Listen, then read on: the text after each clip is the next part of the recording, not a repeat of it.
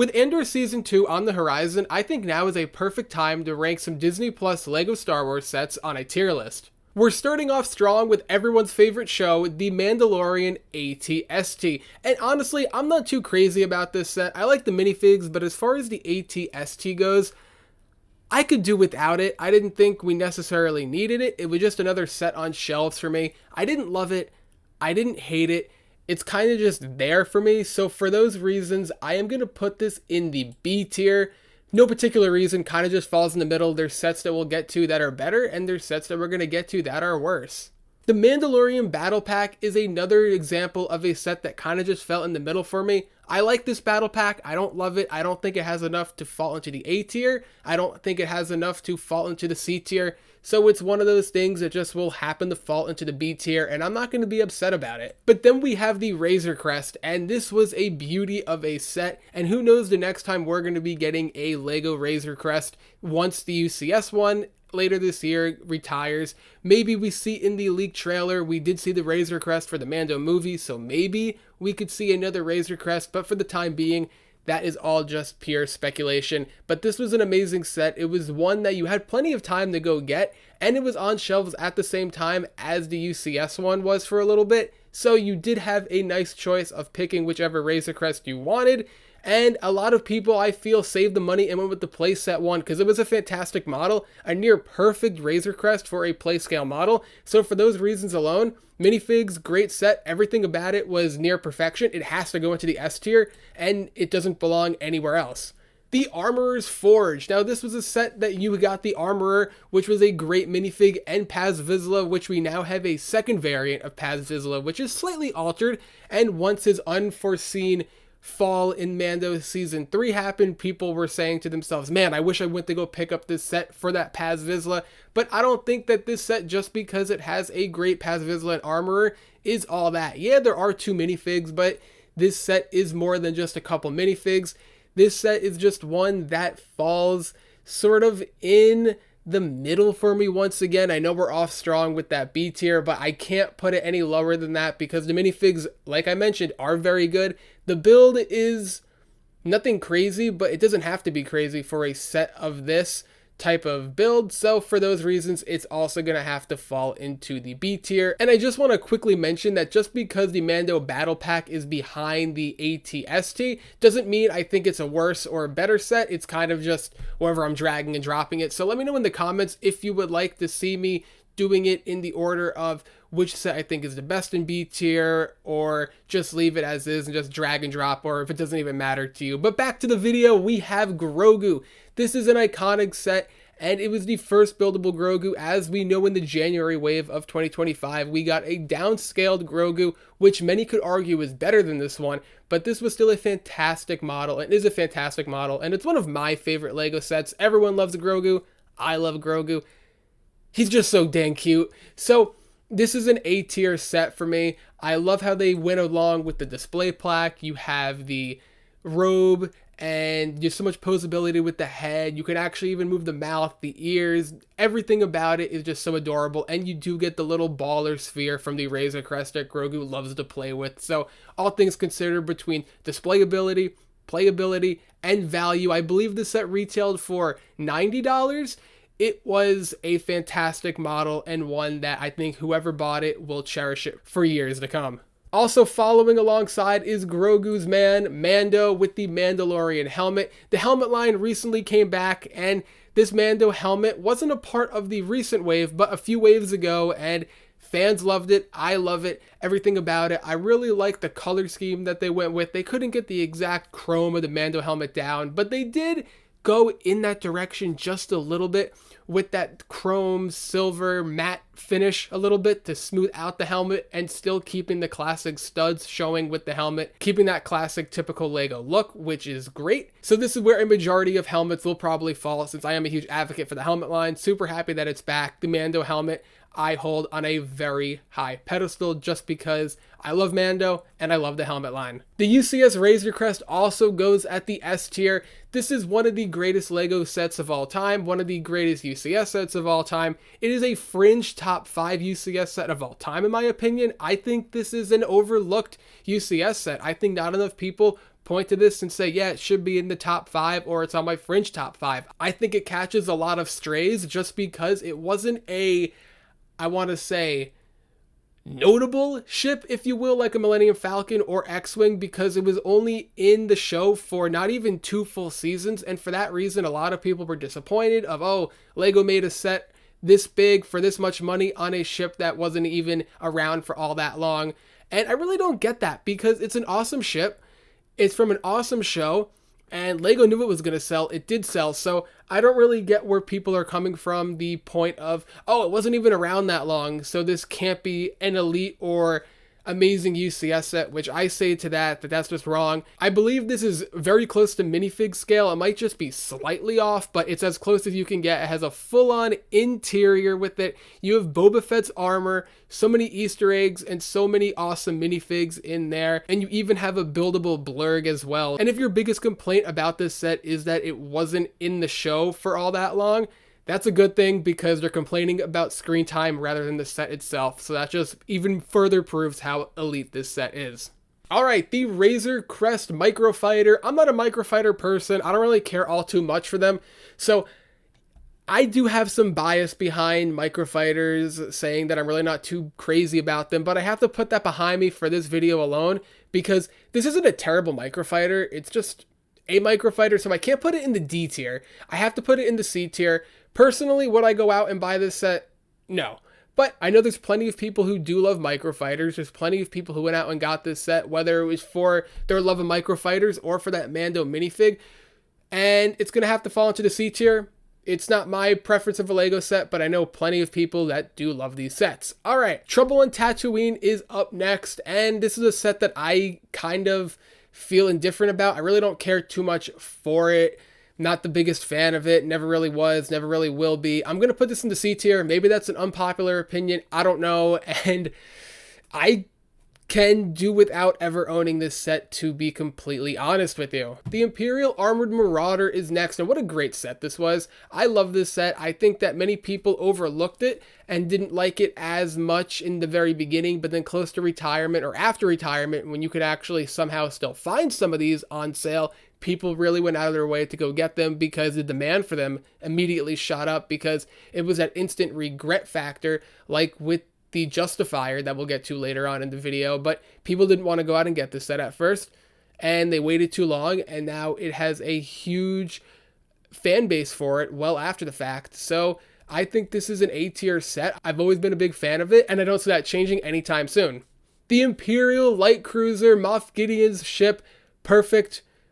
So many great things to be said about this, just like with the Playscale and UCS Razor Crest. So this is going to go into the S tier. The Dark Trooper Attack. Now this was a great set. It's also going to have to fall into the A tier for me. And this is a set that really set off a huge trend that we see with Boarding the Tantive 4. That set now. Many fans wanted this set to be able to attach to one another. Yes, you could modify it and attach them, but LEGO saw that fan demand and how much fans really enjoy this set, and they went out of their way to make it a point to have the Boarding the Tantive 4 set able to attach with one another. You could buy as many as you want and make as big of a display as you want with that set. Everything about it was so cool, but this is a true pillar of LEGO Star Wars, from the fact that this could be the beginning of a awesome sub-theme of these type of smaller, not really diorama sets, but display sets, sort of a mix of both, being able to attach and create as big of a scene as you want. The playset Boba Fett Slave 1, or as LEGO calls it now, the Boba Fett Starship,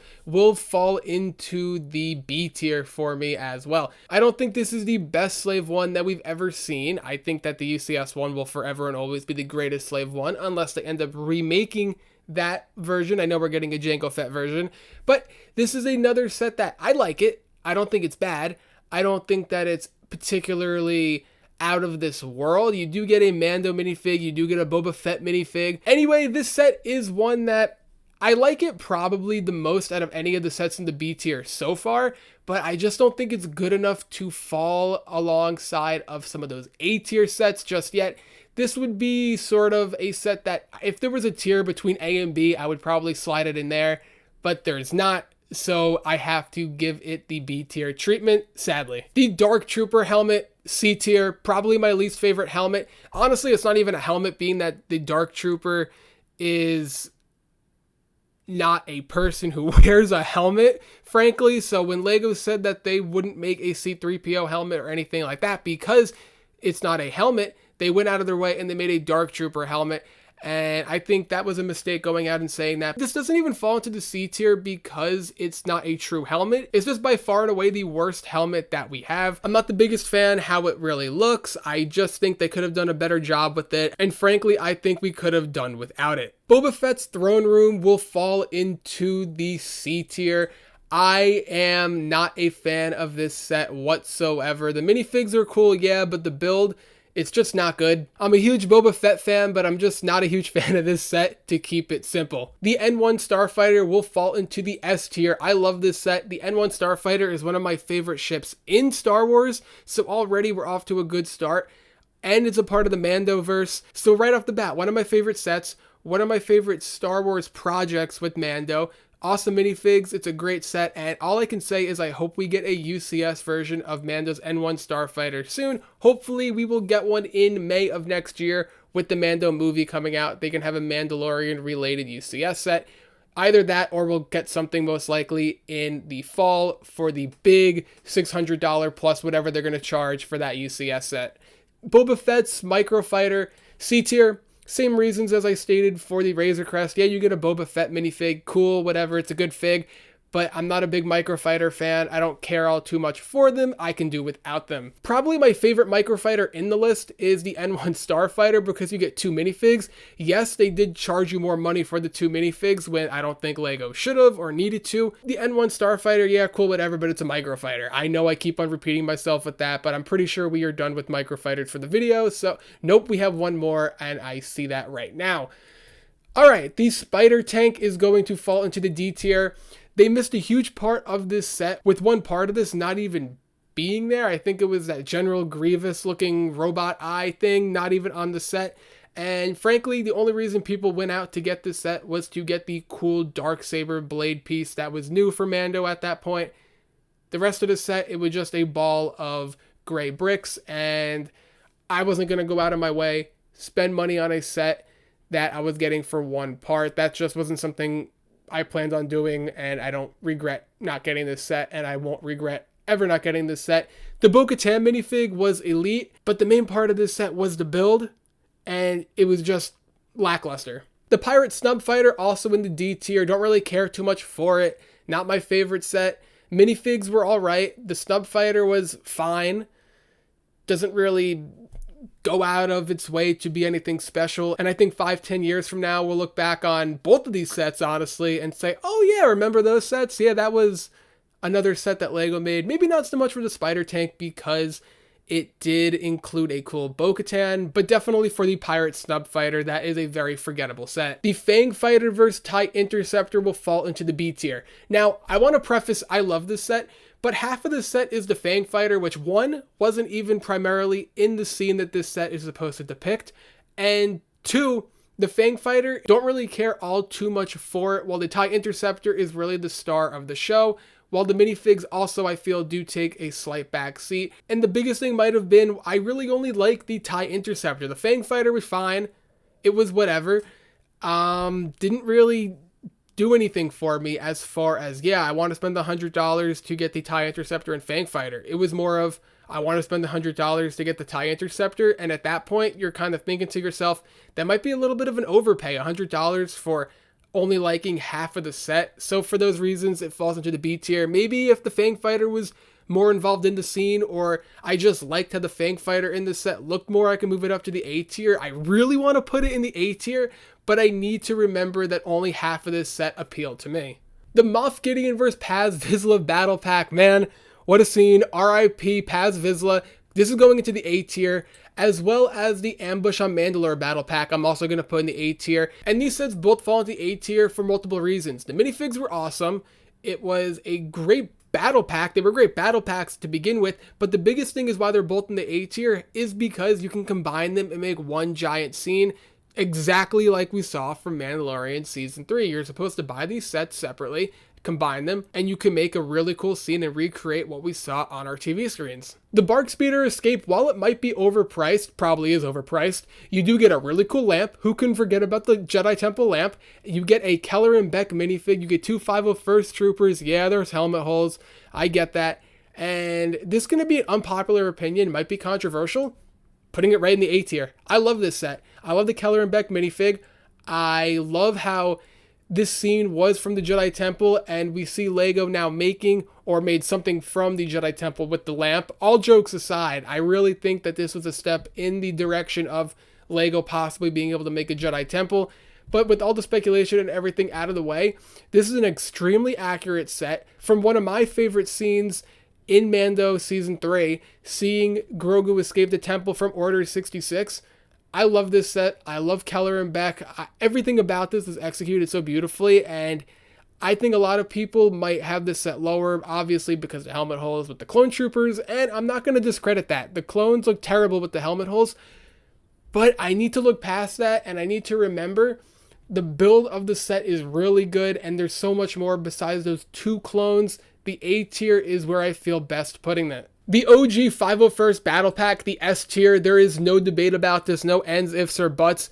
Arguably the greatest Battle Pack of all time. It was revolutionary. When it got announced, it felt like nothing I've ever felt before. Just amazing, pure joy, pure happiness. This was one of the greatest moments of my life.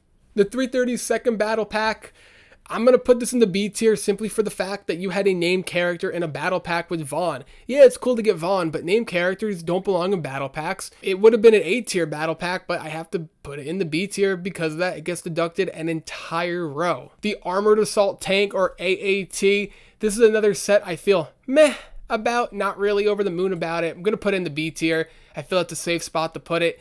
It's too good to be in the C or D tier, but it's not good enough to be in the S or A tier.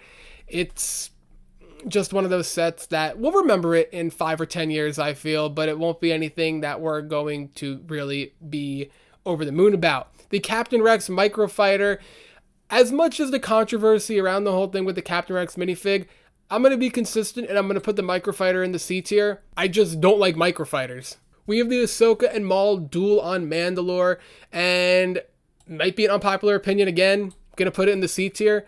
I wasn't the craziest about this set, never have been, never probably will be. Yeah, the Ahsoka and Maul minifigs are cool, but the builds of the set are whatever. I don't really care too much about them. Yeah, you have that translucent orange, cool, whatever. I can forever do without owning this set. If you're going to tell me that you're going to give me a Mandalorian Starfighter with Gar Saxon, Bo-Katan, and a Mando loyalist, sign me up for it. We're putting that baby in the A tier.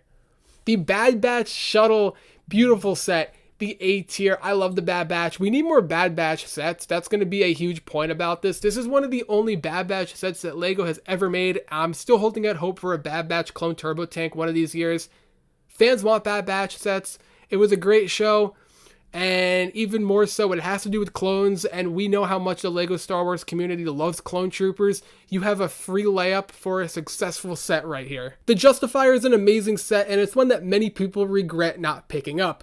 While this was on shelves, it was widely considered one of the most overpriced sets, and I do agree it was overpriced, but at the same time, it being $30 or $40 overpriced doesn't seem nearly as bad with the price of it now that it's retired that you're going to need to spend to get this set.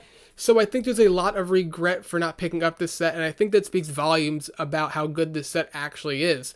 When's the next time we're ever going to see a Justifier? It might be 10 plus years. When's the next time we're going to see a Cad Bane minifig?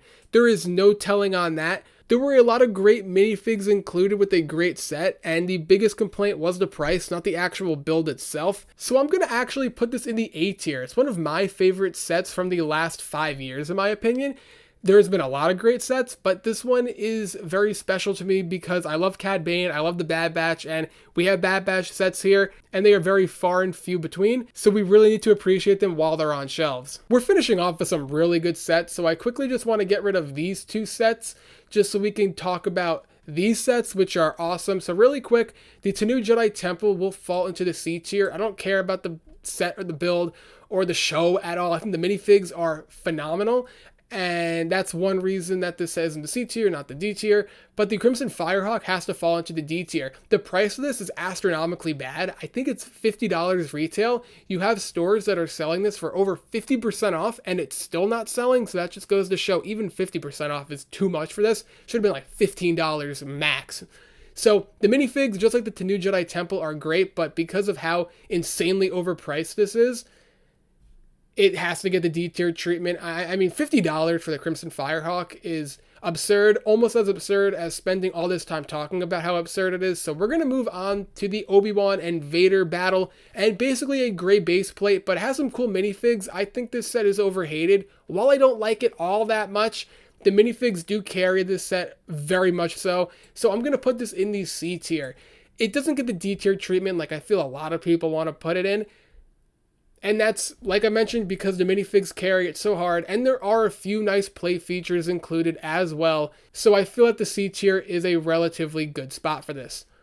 The Inquisitor Transport Scythe, one of my favorite sets. I love this set. I think this set was underpriced. $100 when it came out. I feel if this set were to release today, it would be at least $130, maybe even $140.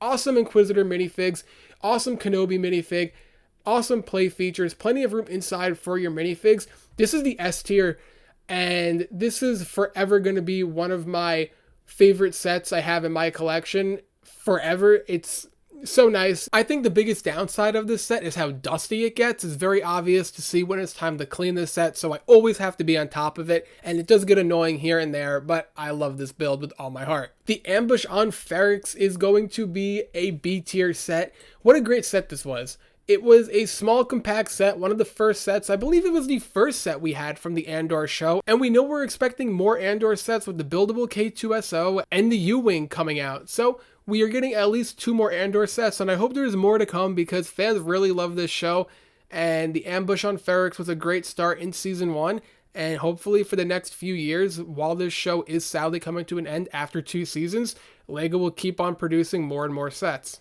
The Ghost and Phantom 2, the S tier, there's no question about it. This is the second iteration of this set, and while it is a little bit different with the building techniques, and the biggest difference besides the minifigs have to be the fact that this does include the Phantom 2. While the original Ghost, you actually had to buy the Phantom 2 as a separate set, LEGO decided to include it with this set, which was very nice of them to do, because let's be real, if they did include the Phantom 2 as a second set like they did with the original Ghost, myself and many other people would have went out of their way to buy the Phantom 2 to complement and frankly complete the Ghost. The Ahsoka T6 shuttle is in the A tier. This is such an underrated set, I feel. I love the T6 shuttle, I love the minifigs, and the biggest complaint with this set that myself and many others have is the fact that half the ship is complete and completely, I don't want to say tiled off, but it has the red, it has the gray, while the other side, they didn't even try to make it look complete or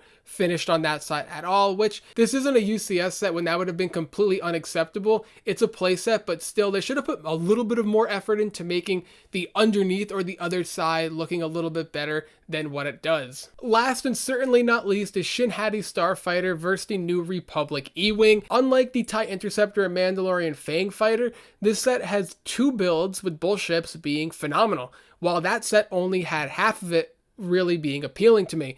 This set is also going to get the A treatment between fantastic minifigs, and another thing I really like about this set is how the colors are very different, and they're not that typical gray that we see like with most Star Wars sets. It's really going to pop out on display, especially that Shin Hati Starfighter, and it's going to make people stop and look at it and say, what's that? I really like the colors.